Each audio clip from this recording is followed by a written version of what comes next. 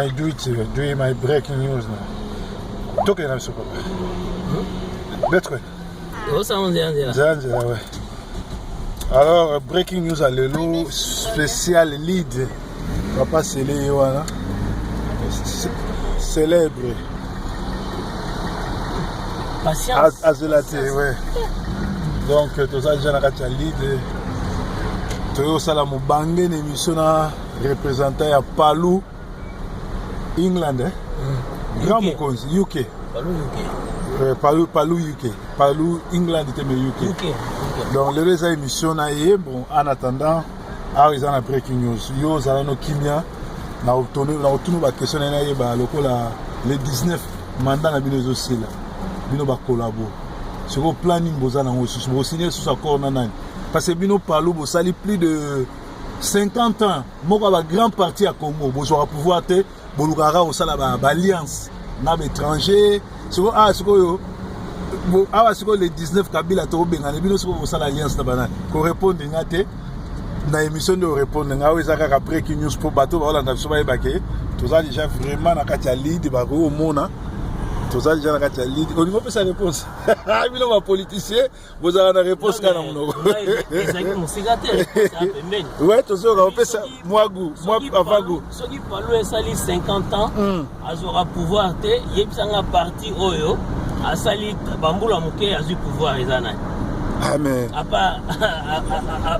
part nani impéro biso ba yebisanga parti asali mais wana yo répondre ngate c'est-à-dire yo répondre na question par question likamte to sala émission spéciale ngana yo mais awa toza bongo na breaking news na biso breaking news za ba sangwa Congo na banda kuna bino tozali en direct ya lead toza ko kende bandi ko baye ko zwanga bino mo bozomona ke toza na lead mboka kenda sango mboka kitoko awa na kati ya lead do proverbe 30 toujours na bâtonnet à pèlerin kopesa basango ya Congo na banda kuna bino ezali bongo spécialité ya proverbe 30 na breaking news basango ya lelo oyo tozana ngo awa children please just for 5 minutes. I'm still have more 5 minutes.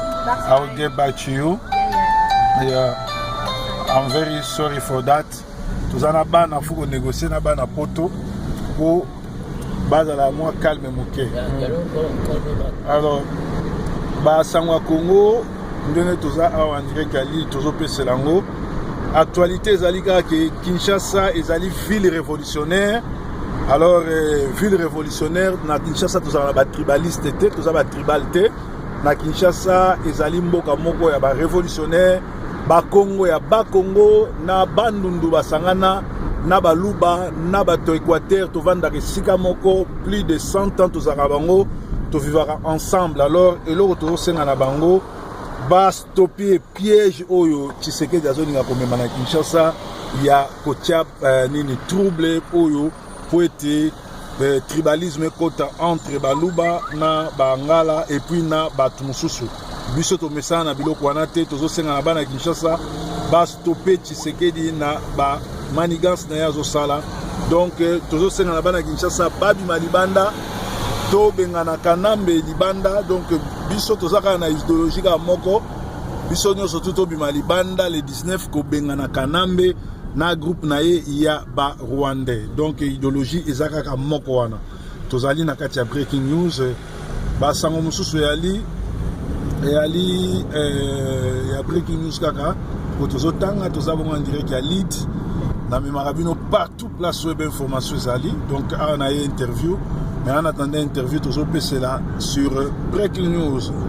Alors tolobiete ba sangwa Congo Kinshasa ezali ville moko ya ba révolutionnaire ezali ville ba tribalité to stopper likambo oyo Tshisekedi na mwasi na ye ya angolaise bazolinga kotia moto balingaki liboso bazikisa moto entre bangala na baluba mais bangala banekanga batimba pe baluba mususu oyo baza évoluer batimbi ba comprendre que eloko wana ekoki kosala mate baboyi na bango kokota na masolo oyo sauf etikali kaka ba Tshisekedi stende bazo mema mwa désordre wana ekozala mawa mingi. Alors lisusu na basangwa Congo tozali kaka na actualité ezali que Kanambe akomi na suka akomi kosila na ba collaborateur na ba collabo akomi ko enlever moko na moko pe ko boma bamsu moko na moko. Donc wana eza makambo etali biso te basila na bango etali bango biliaki bango bikoki. Actualité eza kaka moko théâtre oyo famille ya Marie Misambu basali ba ndeko ya Marie Misambu ba leli ndeko na bango mama na bango na style ya sika mutu na mutu ayaki na sac na ye atie na loketo na bulu kaka ke la Jezabel ya Olive aroya aolomba bango bambongo nde bamesana. Donc batu wana batimbeli ke fallait basala commerce na liwa ndeko na bango Marie Misambu. Alors balati basak basali théâtre surtout ya mwasi oyo azali mwana libebi oyo peut-être na liste ya ozala seconde mutu oyo mutu prochain mutu barolia. Donc bakanisaki ke Olive oyo azali Jezabel mwasi assassin Kanambe akoyela bango lisusu mbongo basali grand spectacle pe ba prouver na monde entier misala na bango ya mabe. Moko epesi batu kanda, moko epesi batu na koseka puisque bayaki na bulu kaka ke mutu na mutalati saki na loketo batie ba maneti na miso bayebi kaka ke bayeko benda bala sadi o bazwaki liboso ekokite famille moko ya mabe to ebite tour oyo ekozala désiré to ya mwasi oyo azali moto na libebi pe apesi batu kanda mingi na hypocrisie na ye na ndenge na ye ya kolela lokuta.